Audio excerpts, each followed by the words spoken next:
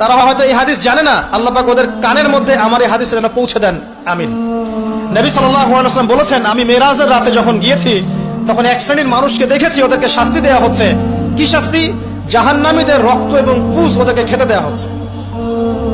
জিবরাইল আলাইহিস সালামকে জিজ্ঞাসা করা হলো যে এরা কারা?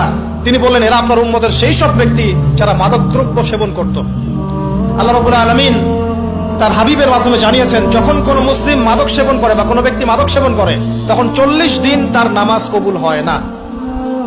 এরপর যদি সে তওবা করে তাহলে আল্লাহ পাক তার তওবা কবুল করবেন ইনশাআল্লাহ।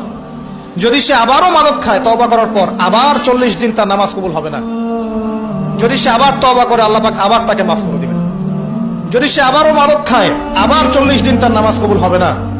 তারপর যদি আবার তওবা করে আবার আল্লাহ তাকে মাফ করে দিবেন।